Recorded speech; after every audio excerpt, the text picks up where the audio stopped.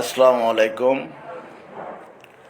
বাংলাদেশ গ্রাম police বাহিনীর সম্মানিত সকল সদস্য ভাই এবং বন্ধুরা, বাংলাদেশ গ্রাম পুলিশ বাহিনীর রেড বাস্তবায়ন কেন্দ্র কমিটির পক্ষ থেকে সকলকে জানাচ্ছি সালাম ও শুভেচ্ছা। আশা করি আপনারা সকলে ভালো আছেন, সুস্থ আছেন, আর ভালো থাকুন, সুস্থ থাকুন সে প্রত্যাশাই করছি। গ্রাম পুলিশ বাহিনীর সদস্যদের সমসাময়িক বিষয় নিয়ে লাইভে আসলাম।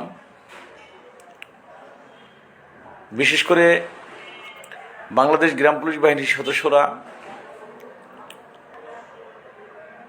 সকল সদস্যই এখন অতি উদ্বিগ্ন আছেন যে কখন কি হচ্ছে, কি হবে না, এই বিষয় নিয়ে সকলের ভিতরে একটি জল্পনা কল্পনা কাজ করছে। ঊর্ধ্বগতির বাজারে গ্রাম পুলিশ বাহিনীর সদস্যদের কিভাবে পরিবার পরিজন নিয়ে আমরা বেঁচে থাকতে পারবো, কিভাবে স্বপ্ন পূরণ হবে, এই আলোচনা থেকেই আজকের লাইভ। আজকের লাইভটি সংক্ষিপ্ত আকারে করব, কারণ আপনারা জানেন আমি আর শরীরটা ততটা ভালো না। তারপরও আসি সকলের সাথে কিছুটা লাইভের মাধ্যমে দেখা করার জন্য, কথা বলার জন্য। মনে সবসময় চায় আপনাদের সঙ্গে থাকার জন্য, আপনাদেরকে নিয়ে সকলের কৌশল বিনিময় করার জন্য, কে কেমন আছেন, কোথায় আছেন, এই তো বিষয়গুলো। তো প্রথমে আমি সকলের প্রতি বিনয়ের সাথে অনুরোধ রাখব, বাংলাদেশ গ্রাম পুলিশ বাহিনী একটি রাষ্ট্র কর্তৃক নিয়োগকৃত একটি আইনশৃঙ্খলা বাহিনী। আইনশৃঙ্খলা বাহিনীর সদস্য হিসেবে আমরা গর্বিত। রাষ্ট্রের সকল স্থাবর অস্থাবর রাষ্ট্রের সম্পদ রক্ষার্থেই সকল বাহিনীর নিয়োগ। আমরা গ্রাম পুলিশ বাহিনীর সদস্যরা আমরা গর্বিত। আমরা রাষ্ট্রের দেয়া আদেশ নির্দেশ পালন করছি। রাষ্ট্র আমাদেরকে নিয়োগ দিয়েছে, অবশ্যই রাষ্ট্র আমাদের পেটের ভাতও দিবেন, এমনটাই আমরা আশা করছি। বিশেষ করে আমরা সবাই জানি আইনের ঊর্ধ্বে কেউ নয়। অবশ্যই আইন সকলের ঊর্ধ্বে।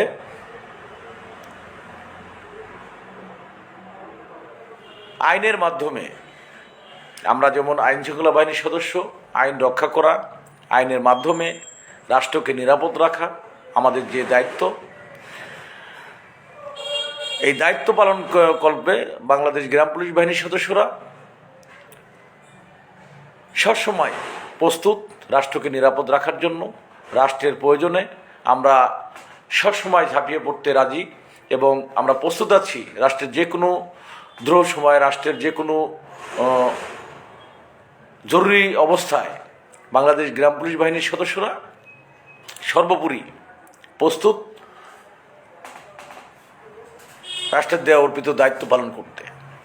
বিশেষ করে বাংলাদেশ গ্রাম পুলিশ বাহিনীর সদস্যরা আপনারা জানেন অন্তর্বর্তীকালীন সরকার দায়িত্ব নেওয়ার আগে 5 ডিসেম্বর থেকে আপনারা জানেন 5 আগস্ট থেকে 10 আগস্ট পর্যন্ত সারা বাংলাদেশে কোনো পুলিশ সদস্য ছিল না।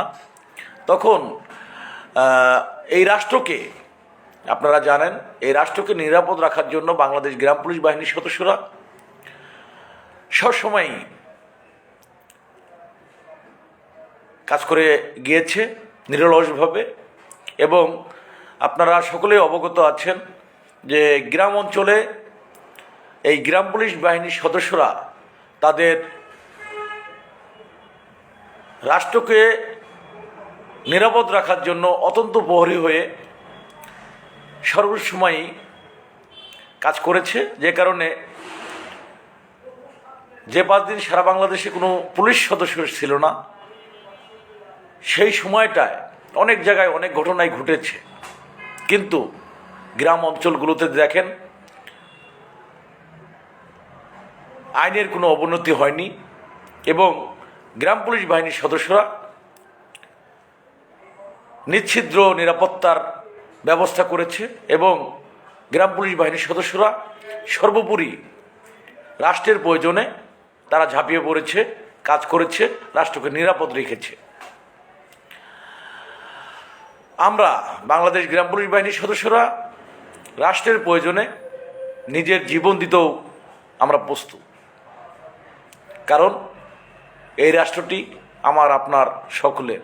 আমরা রাষ্ট্রকে নিজের জীবনের চাইতেও বেশি ভালোবাসি বাংলাদেশ গ্রাম পুলিশ বাহিনীর সদস্যরা, যার প্রমাণ গত নির্বাচনে দেখেন রাজবাড়ী জেলার বালিয়াকান্দি উপজেলার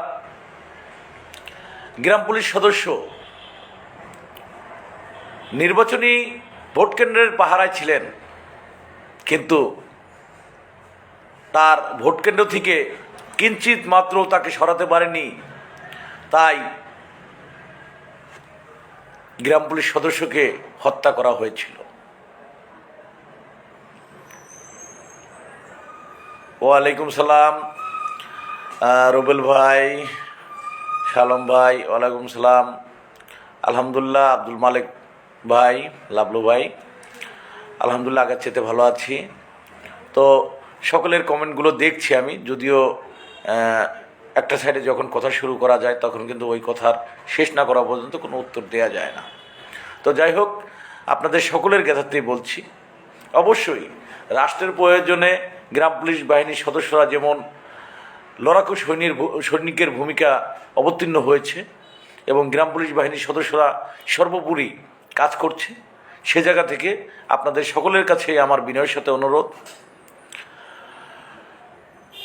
সোশ্যাল মিডিয়া ফেসবুকে কিছু সংখ্যক সদস্যরা এখনও আজে বাজে পোস্ট কমেন্ট করে যাচ্ছে।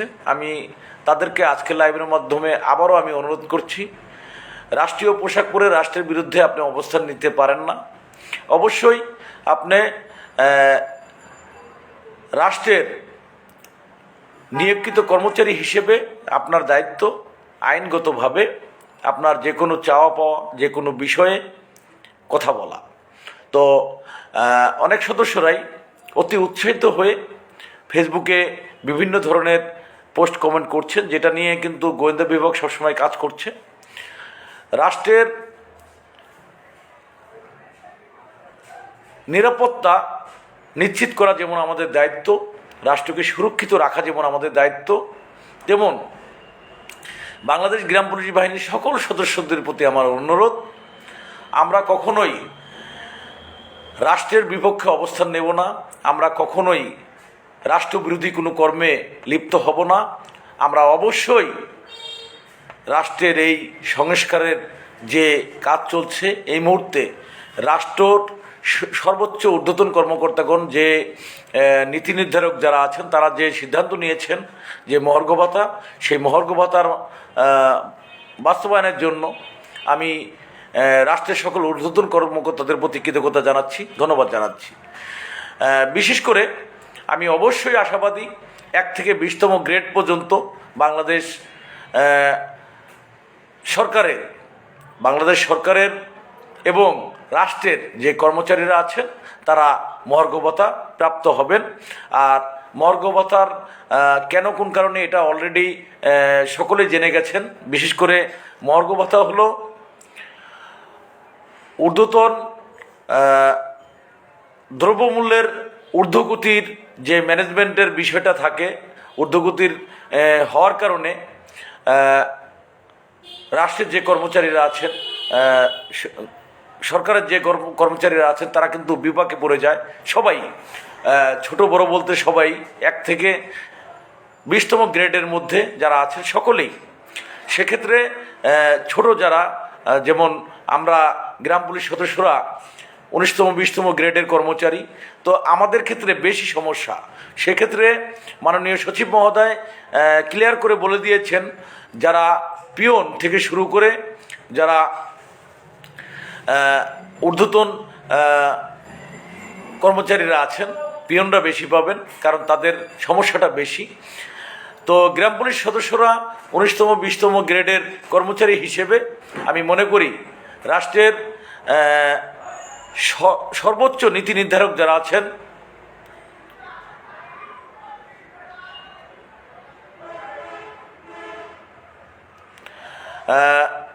হাবিবুর রহমান হাবিব ভাই, আসলে আমরা যে রাষ্ট্রের কর্মচারী, সে জায়গা থেকে আমরা এর চাইতে বেশি কিছু কিন্তু কাউকে আমরা বলতে পারি না, কারো কাছে জানাতে পারি না। আমরা আইনগতভাবে ছাড়া কোনো কাজ করতে পারি না। এখন যারা বলছেন কোনোভাবেই আমরা পারছি না, আপনাদেরকে বিনয়ের সাথে বারবার অনুরোধ করছি, আপিল ডিভিশনটি শেষ করার জন্য আমাদের পাশে এসে দাঁড়ান। আমাদের সাথে রাষ্ট্রের দেয়া অর্পিত রাষ্ট্রের যেই নিয়মিত আপিলটি, সেই আপিল মোকাবেলা করার জন্য অবশ্যই আপনাদের এগিয়ে আসার বিকল্প নেই।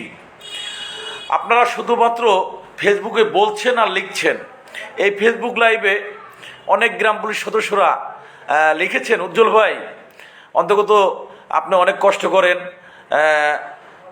আমাদের আপিল মামলা মোকাবেলা করার জন্য অবশ্যই অর্থ আমরা পাঠাবো আপনার নাম্বারে।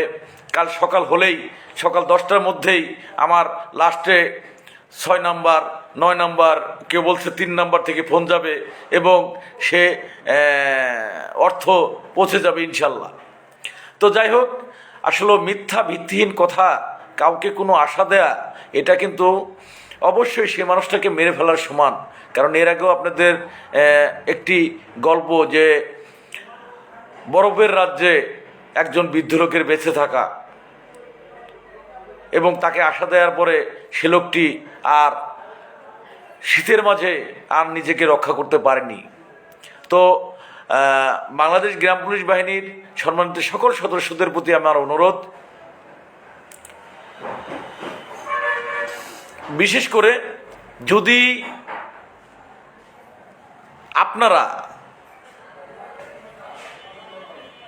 গ্রাম পুলিশের চাকরি জাতীয়করণ চান বা গ্রাম পুলিশের স্বপ্ন পূরণ করতে চান, তাহলে অবশ্যই অবশ্যই আপনাদের সকলের উচিত মহামান্য হাইকোর্টের ঐতিহাসিক রায়টি রাষ্ট্রপক্ষ সর্বোচ্চ আদালতে আপিল করেছে, সেই আপিলটি শেষ করা। ফেসবুকে এসে আমরা অনেক কিছুই বলতে পারি ভাই, কাজের ক্ষেত্রে আপনার ভূমিকাটা কি? আসুন না, একটু এগিয়ে আসুন। আপনারা যারাই বিভিন্ন ফেসবুকে লিখছেন, আসলে গ্রাম পুলিশের কল্যাণের জন্য, মহামান্য সুপ্রিম কোর্টের আপিল ডিভিশনের জন্য আপনার ভূমিকাটা আপনি কি সঠিকভাবে পালন করেছেন? একটু বুকে হাত রেখে নিজে নিজে একটু চিন্তা করবেন, তাহলেই হয়তোবা সকল হিসাব মিলে যাবে।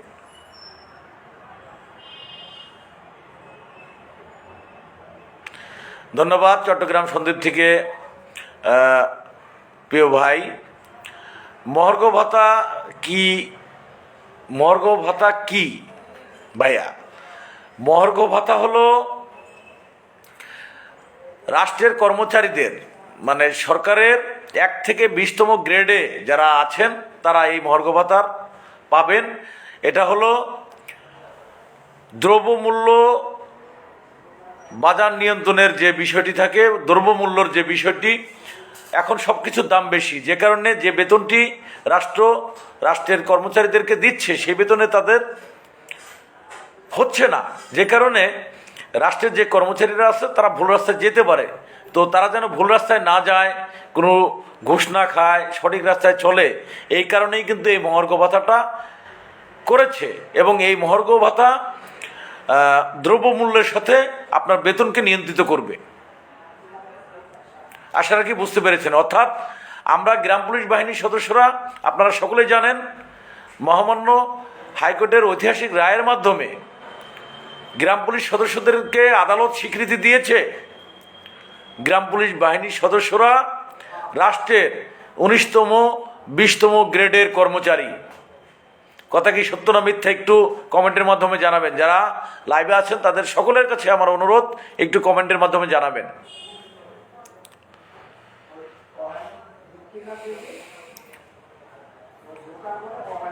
দিল ইসলাম ভাই, ভালো কোনো আপডেট আমার কাছে নাই, কারণ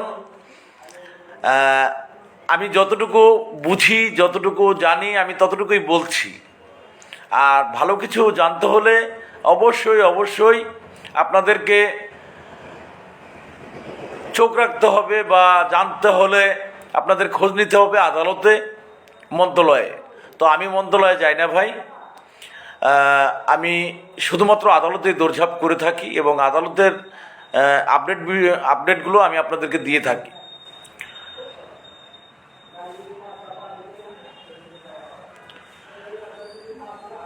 মামুন ভাই, 1 থেকে 20 পর্যন্ত স্কেল না, আপনি এটা কি বললেন? মানে কথাগুলো কি বলতেছি, কি শুনতেছেন, আর কমেন্টে কি কি লিখতেছেন? আমি তো আমারই তো বুঝে উঠতেছে না। 1 থেকে 20তম গ্রেড স্কেল না, গ্রেড। 1 থেকে 20তম গ্রেড। রাষ্ট্রের যে কর্মচারী যারা আছেন তারা হলো 1 থেকে 20তম পর্যন্ত গ্রেডের কর্মচারী। সেখানে বাংলাদেশ গ্রাম পুলিশ বাহিনীর সদস্যরা আদালত কর্তৃক স্বীকৃতি পেয়েছে, অর্থাৎ মহামান্য হাইকোর্টের ঐতিহাসিক রায়ের মাধ্যমে গ্রাম পুলিশ বাহিনীর সদস্যরা 19তম 20তম গ্রেডের কর্মচারী। যেই ঐতিহাসিক রায়ের বিরুদ্ধে রাষ্ট্রপক্ষ নিয়মিত আপিল করেছে। মামুন ভাই বুঝতে পেরেছেন কিনা? আপনারা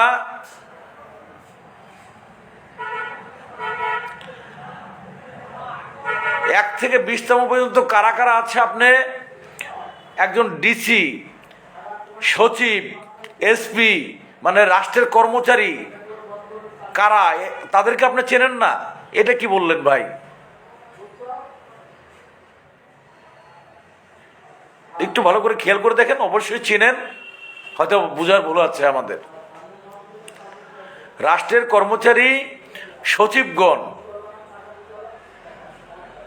রাষ্ট্রের কর্মচারী বিভাগীয় সচিব কর্মকর্তা যারা আছেন তারা, এবং জেলা প্রশাসক মহোদয়, এসপি মহোদয়, আপনার উপজেলার নির্বাহী অফিসার যারা আছেন তারা, প্রশাসনিক কর্মকর্তা যারা, আপনার পুলিশ প্রশাসন, সেনাবাহিনী, নৌবাহিনী, আপনার স্থানীয় সরকার মন্ত্রণালয়ের যে বিভাগে আছেন, আপনার সমাজসেবা, আপনার ইউনিয়ন পরিষদের সচিবগণ, তারাও কিন্তু 10তম গ্রেড দাবিদার। তো যাই হোক, গ্রেডগুলো মিলিয়ে নেবেন। তো আমরা যদি একেবারেই গ্রেড সম্বন্ধে না জানি তাহলে তো আমাদের চাওয়া পাওয়াটাই ঠিক না। আমাদের গ্রাম পুলিশ সদস্যরা গ্রেড বোঝে না, তারা স্কেল চায়।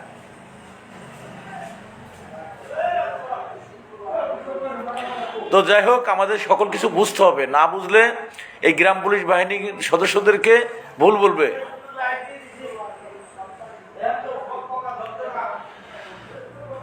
ভাই, প্রাইমারি মাস্টাররা স্কেলে আসছে কিনা সেটা মাস্টারদের কাছে জিজ্ঞেস করেন, ওটা নিয়ে আমার মানে চিন্তা করার কোনো কিছু না ভাই। আমরা গ্রাম পুলিশ, আমি শুধুমাত্র গ্রাম পুলিশের কথাগুলোই বলছি ভাইয়া।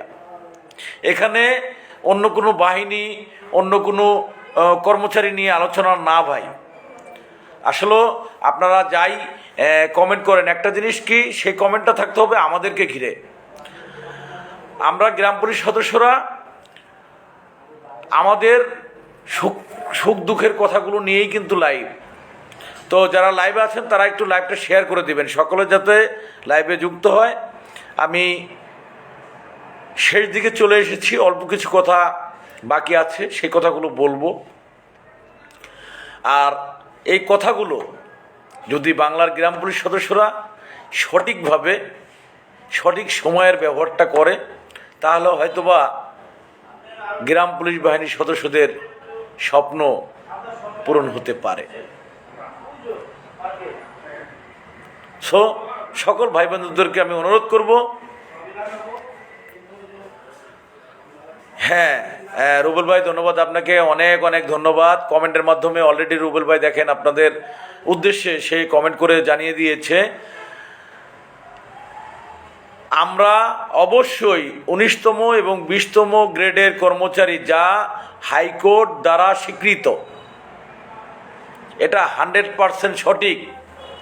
এবং এই হাইকোর্টের 19তম 20তম গ্রেডের যে স্বীকৃতি, সেই স্বীকৃতিটি যেন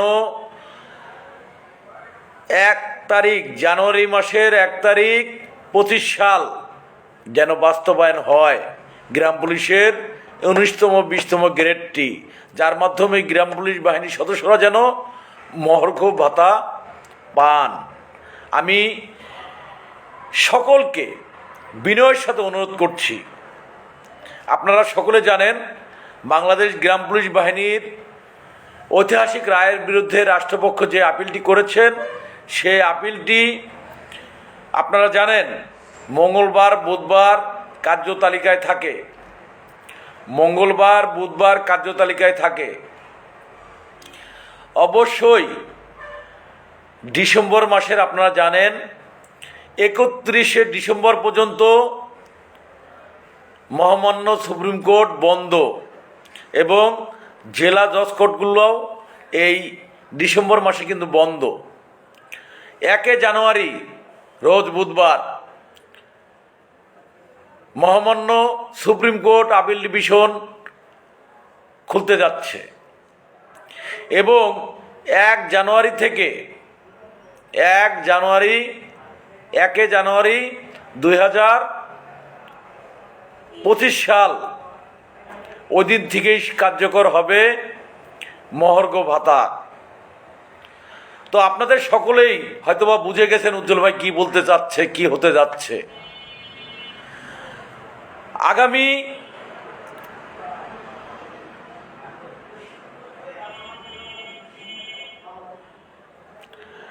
মানিক ভাই, আপনাকে আমি আবারও বলছি, 226 বছর আগে 19তম 20তম গ্রেডের কোনো উল্লেখিত হয় নাই, এবং কোনো স্বীকৃতি আপনারা পান নাই, আমরা পাই নাই। আমরা পেয়েছি 19 সাল থেকে 19তম 20তম গ্রেডের স্বীকৃতি মহামান্য হাইকোর্টকৃত। না বুঝে ভুল কমেন্ট ফেসবুকে না করাই ভালো, কারণ 226 বছর ধরে গ্রাম পুলিশ 19তম 20তম গ্রেড কখনোই, কারণ বাংলাদেশে আপনার গ্রেড সিস্টেমটা কত সালে আসলো? 226 বছর আগে কিন্তু গ্রেড সিস্টেম ছিল না। আশাটা কি বুঝতে পেরেছেন? আগে আমাদের নিজেদেরকে মানে সঠিকটা বুঝতে হবে, আর সঠিকটা বুঝে তারপরেই প্রশ্ন করতে হবে, তাহলে সকলের জন্যই ভালো হবে, বোঝার জন্য এবং কাজ করার জন্য। যাই হোক, ধন্যবাদ মানিক ভাইকে। আলহামদুলিল্লাহ, বগুড়া থেকে ভাইয়া কেমন আছেন? আজকে মুজিবার চাচা বলে না বেতন বাড়বে জানুয়ারি মাসে। ভাই, এটা আমি জানি না, কারণ বেতন বৃদ্ধির কোনো কাজ আমি করি না। আমি বরাবরই আপনাদেরকে বলেছি আমি কোনো বেতন বৃদ্ধির কোনো তদারকি বা কোনো কিছু করে থাকি না। আমার আদালতের এক দফায় এক দাবি, জাতীয়করণ, গ্রাম পুলিশের ঐতিহাসিক রায় 19তম 20তম গ্রেডের রায়টি বাস্তবায়ন। কারণ 19তম 20তম গ্রেড জামাল ভাই নরসিংদীর সুস্বাগতম এবং ধন্যবাদ আমার প্রিয় ভালোবাসার কিছু ভাইকে এবং জামাল ভাইকে, রোস্তম ভাই সহ অনেকে আছেন। তো বিশেষ করে আপনাদের সকলেরই আমি যেটা বলতে চাই এবং জানাতে চাই, আপনারা অবশ্যই আশাবাদী, এবং আমিও আশাবাদী, যদি বাংলাদেশ গ্রাম পুলিশ বাহিনীর সদস্যরা ঐক্যবদ্ধভাবে মহামান্য সুপ্রিম কোর্টের আপিল ডিভিশনটি শেষ করতে পারে, তাহলেই হয়তোবা গ্রাম পুলিশের স্বপ্ন পূরণ হতে পারে। তো আজকে মহার্ঘ ভাতা নিয়ে আমরা যাই বলি না বলি, আপনাদের একটি অঙ্ক আমি মিলিয়ে দেই। 1 জানুয়ারি থেকে কার্যকর মহার্ঘ ভাতা।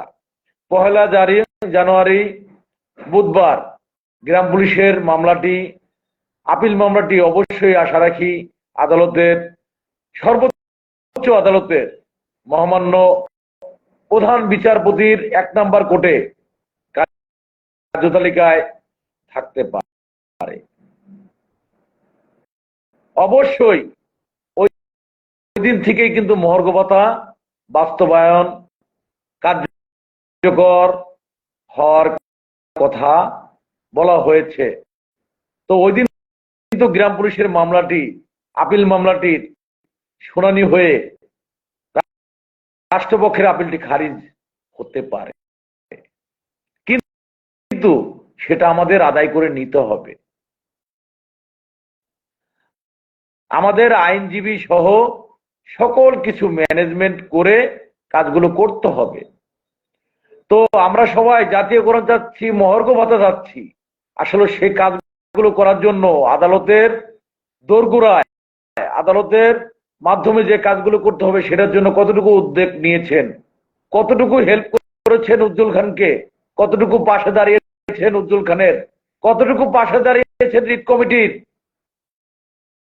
নিজের বিবেকের কাছে প্রশ্ন করুন। এবং দাঁড়াতে না পারলে, পূর্বে যদি দাঁড়াতে নাও পারেন, এখন কিন্তু অবশ্যই দাঁড়ানো উচিত বলে মনে করি। তাই আমি আপনাদের সকল সদস্যকে বিনয়ের সাথে অনুরোধ করছি, শ্রমের ন্যায্য মজুরি পেতে হলে, গ্রাম পুলিশের স্বপ্ন পূরণ করতে হলে, 230 বছরের দাসত্ব মুক্তি হতে হলে, গ্রাম পুলিশ বাহিনীর স্বপ্ন মহামান্য হাইকোর্টের ঐতিহাসিক রায় বাস্তবায়ন করতে হলে সকলের এগিয়ে আসার বিকল্প নেই।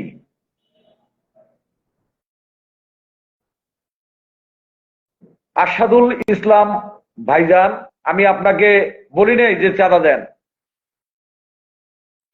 আপনার কাছে আমি চাঁদা চাইনি। আদালতে আইনজীবী নিয়োগ দিয়েছি, আপনাদের কাছে 1 টাকা নেইনি। আদালতে কাজ করতে টাকা লাগে, আমি বলেছি আপনার কাজটা আপনি এসে করেন, আমাকে 1 টাকা দিতে হবে না,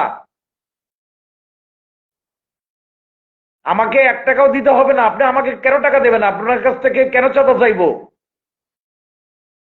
যদি গ্রাম পুলিশের বাস দেওয়ার ইচ্ছা বাদ না দেন, তাহলে এই বাজে কমেন্ট থেকে একটু হলেও, বাজে কমেন্ট থেকে নিজেকে পরিহার করুন। চাঁদাবাজদের ধরার কাজ হলো প্রশাসনের, আমরা প্রশাসনের অংশ, আমরা চাঁদাবাজদের রুখে দেব ইনশাল্লাহ।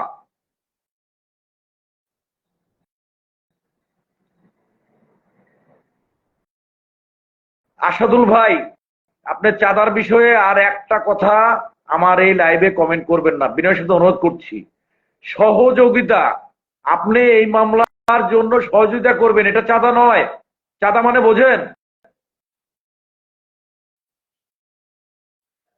ভাষাগত কিছু সেন্টেন্স আছে, যে সেন্টেন্স গুলো আপনি একজন প্রশাসনিক বাহিনীর সদস্য হিসেবে এভাবে বলতে পারেন না।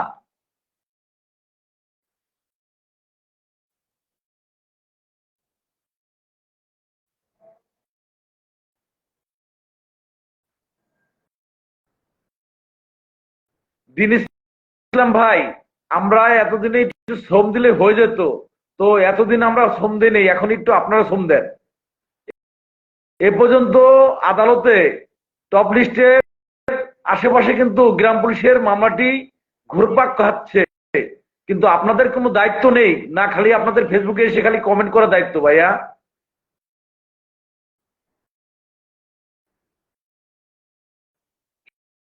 শাহ আলম রানা ভাই, ধন্যবাদ আপনাকে।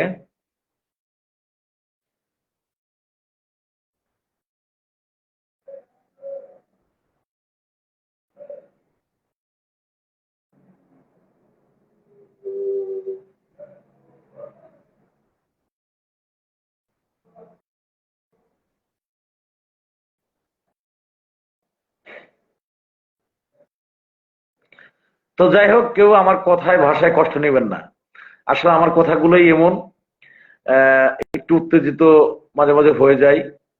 আহ, উত্তেজিত হই এ কারণে, আমরা আমরা প্রশাসনিক বাহিনীর সদস্য। আপনি ইচ্ছা করলে সব ভাষা কিন্তু প্রয়োগ করতে পারি না ভাই। আমাদের অবশ্যই অবশ্যই লাগামহীন ভাবে চলার মতন কোনো শক্তি নেই। আমাদের কথাবার্তা বলতে হলে লাগাম দিয়ে কথা বলতে হবে। কারণ আমরা আহ যে কোনো মুহূর্তে যে কোনো সিদ্ধান্ত, যে কোনো কথা আমরা কিন্তু বলতে পারি না ভাই। কারণ আমরা হলো আইন শৃঙ্খলা বাহিনীর সদস্য, অর্থাৎ রাষ্ট্রের রক্ষক। আমরা রাষ্ট্রকে রক্ষা করার দায়িত্ব নিয়েছি।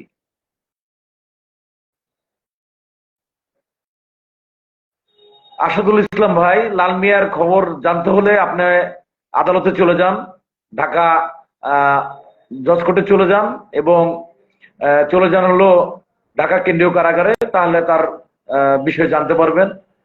আসলে আপনি প্রথম যে ভাষায় কথা বলেছেন চাঁদার বিষয়ে, এখন আসলেন লাল মিয়ার বিষয়ে। তো আমি প্রকৃত একটা কথাই বলবো ভাই, যে যেই কর্ম করবে তার কর্মফল তাকে পেতেই হবে। লাল মিয়ার জন্য আমি উজ্জ্বল খান আইনি সেবার জন্য আইনজীবী দিয়েছি,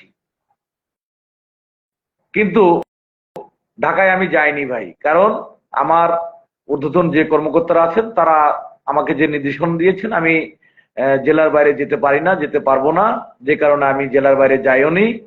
আমি আমার জেলায় এবং আমার ইউনিয়নে এবং আমার ইউনিয়নবাসীর সেবা দেওয়ার চেষ্টা করি সর্বোপরি সবসময়, যে কারণে আমি ঢাকা যাই নাই। তো তার পরিবারের সদস্যদের সাথে সাথে যোগাযোগ করেন আপনি, যদি